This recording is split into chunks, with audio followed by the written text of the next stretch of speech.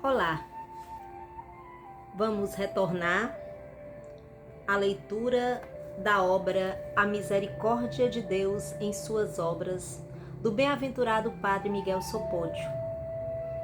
Hoje, terceiro domingo da Quaresma do ano de 2026.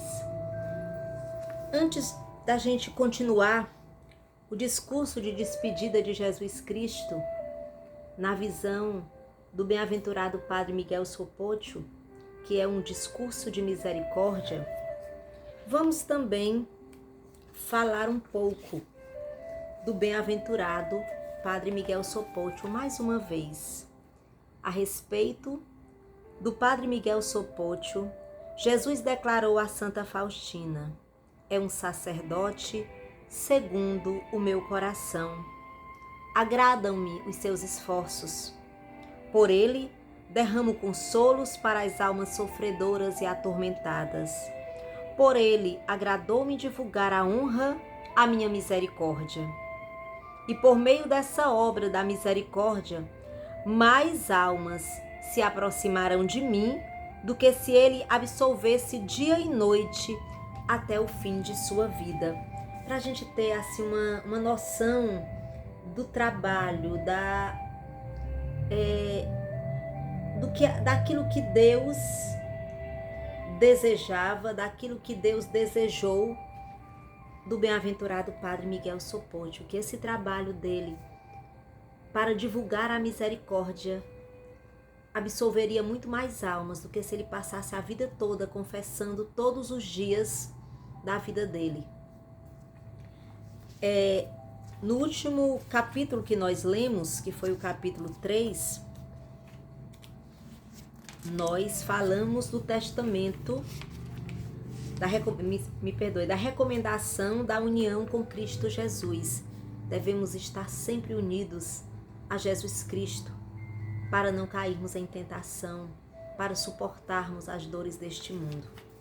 Hoje nós vamos concluir esse discurso com o testamento do consolo. E nós começamos com a frase de Jesus: não se perturbe o vosso coração. Evangelho de São João, capítulo 14, versículo 1.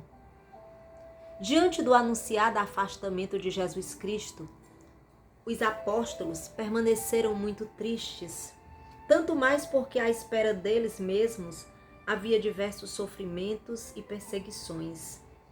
Por isso o Salvador procura consolar os apóstolos e dar-lhes coragem.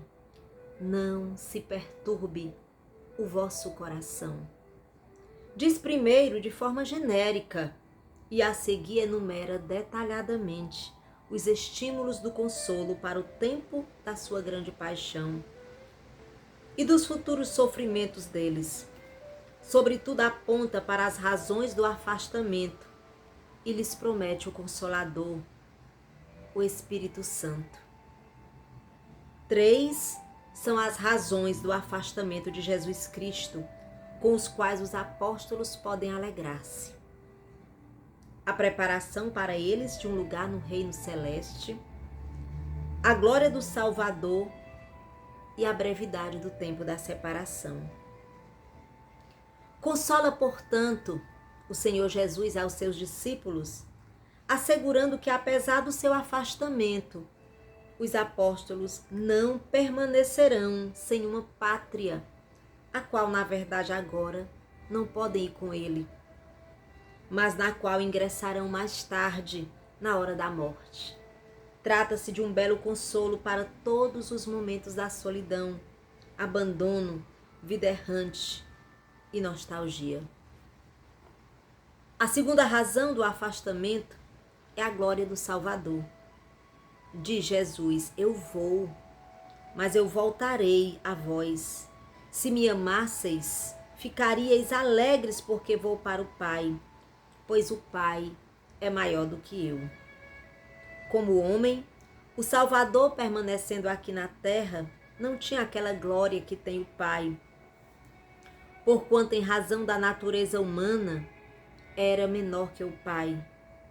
O que era para ele uma degradação que após a morte se transformaria na glória que gozava desde o início junto ao Pai. Por essa glória sua, os apóstolos deviam alegrar-se e nessa alegria encontrar o esquecimento da sua tristeza.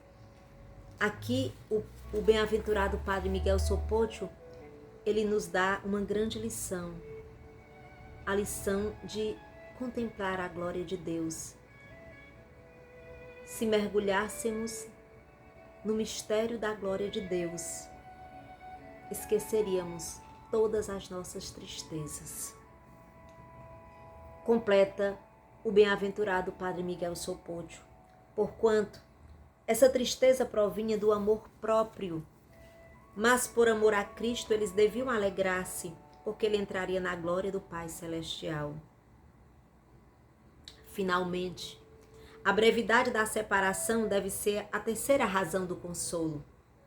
Não vos deixarei órfãos, eu voltarei a vós, disse Jesus. Ainda um pouco de tempo e o mundo não mais me verá, mas vós me vereis, porque eu vivo e vós vivereis. Naquele dia sabereis que eu estou no meu Pai e vós em mim, e eu em vós. Um pouco de tempo e não mais me vereis. E mais um pouco e me vereis de novo. Alguns de seus discípulos comentavam: que significa isto que ele está dizendo? Um pouco de tempo e não mais me vereis, e mais um pouco e me vereis de novo? E eu vou para junto do Pai? Essas palavras significavam a paixão e a morte, da qual Jesus não falava claramente, não querendo entristecê-los, mas ainda apenas esclarecendo acessoriamente. Chorareis e lamentareis, mas o mundo se alegrará. Ficareis tristes, mas a vossa tristeza se transformará em alegria. Essas palavras se referem ao momento em que Jesus Cristo ressuscitaria. Aqui o cuidado de Jesus de não entristecer os seus amigos. O cuidado de Jesus de deixá-los cientes de que ele passaria pela paixão, morte de cruz, mas também a esperança de que ele retornaria. Ele não fala claramente da ressurreição, mas ele deixa claro que não os deixará. As razões já mencionadas do afastamento foram suficientes para consolar os apóstolos, mas o Salvador não se restringiu a isso. Acrescentaria ainda a promessa do envio do Espírito Santo, que os consolaria de forma especial. E eu pedirei ao Pai, e ele vos dará um outro defensor, que ficará para sempre convosco, o Espírito da verdade, que o mundo não é capaz de receber porque não o vê nem o conhece. Vós o conheceis porque ele permanece junto de vós e está em vós. Jesus Cristo define a ação geral do Espírito Santo dizendo que ele é o Consolador, o Espírito da verdade e que dará testemunho de Cristo. Para os apóstolos, o Espírito Santo será o Consolador e o Mestre, de maneira que lhes lembrará tudo o que o Salvador lhes ensinou. Ensinará toda a verdade, desenvolverá toda a sua profundeza e ensinará aquilo que Jesus Cristo ainda não falou. Para o mundo, o Espírito Santo será um juiz. Quando ele, o Espírito Santo, vier, acusará o mundo em relação ao pecado, à justiça e ao julgamento. Quanto ao pecado, eles não acreditaram em mim. Quanto à justiça, eu vou para o Pai, de modo que não mais me vereis. E quanto ao julgamento, o chefe deste mundo já está condenado. O Espírito Santo salvará do pecado, convertendo os pecadores à penitência e os infiéis à fé, sem a qual não se pode estar livre do pecado. Sem a fé não se pode estar livre do pecado. Se não acreditais que eu sou, morrereis nos vossos pecados, disse Jesus no Evangelho de São João, capítulo 8, versículo 24. A ruína do reino do demônio se iniciará no momento da morte de Cristo. A Igreja, sob a influência do Espírito Santo, destruirá o reino do demônio até que ele seja aniquilado no juízo final. Para Cristo Senhor, o Espírito Santo dará o testemunho e o glorificará. O testemunho do Espírito Santo é a doutrina infalível, o fornecimento dos meios de santidade, a concessão dos dons da graça, dos milagres, da profecia, a vitória dos apóstolos sobre o mundo pagão e toda a história da Igreja. Um testemunho maior ainda será a santificação interior, já não apenas dos apóstolos, mas de todos os fiéis que quiserem utilizar-se dos meios da graça até o fim do mundo. De todos nós somos herdeiros da graça santificante do Espírito Santo, que Deus derramou sobre nós pelos méritos do seu Filho na cruz.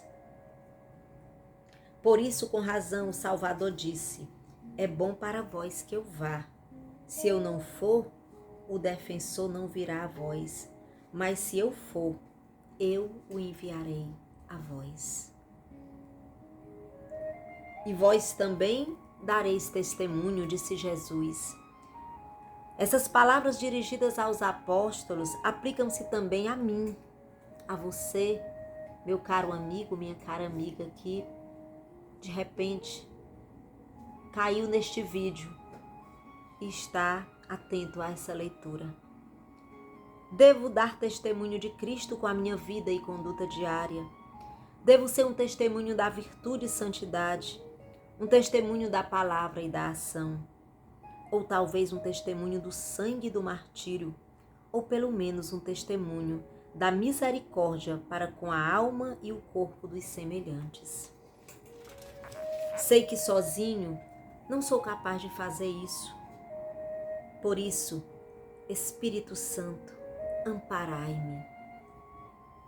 Estou ciente de que devo testemunhar, mas vem sobre nós, porque sem o vosso consolo, sem o vosso sopro, não serei capaz de fazê-lo. Criai, portanto, em mim um espírito novo. Ilumine meu rosto pálido com um raio de glória celestial. Dai-me asas para que eu me eleve ao ápice da alegria, para que conduza o meu barco às profundezas, para que não afunde na margem. Esse livro sempre tem uma oração final, essa é a oração final do bem-aventurado Padre Miguel Sopocchio.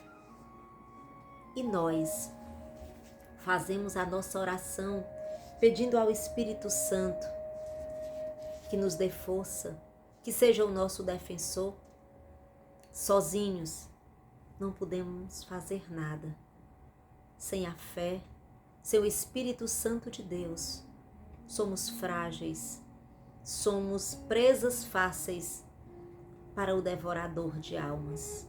Com o Espírito Santo, somos fortes e podemos conduzir o nosso barco a águas mais profundas, para que ele não se afunde nas margens. Essa última frase do bem-aventurado Padre Miguel Sopocchio deverá ser a nossa reflexão.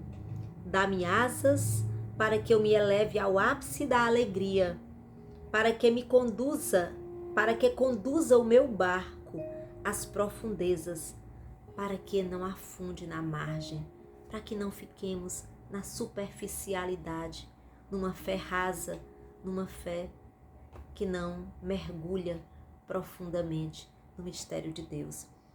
Meus irmãos e minhas irmãs, o próximo capítulo ainda se refere ao discurso de Jesus, ao consolo nas perseguições, e será o tema do nosso próximo encontro. Fiquem com Deus, mergulhados na misericórdia divina, confiantes de que a misericórdia é maior que a justiça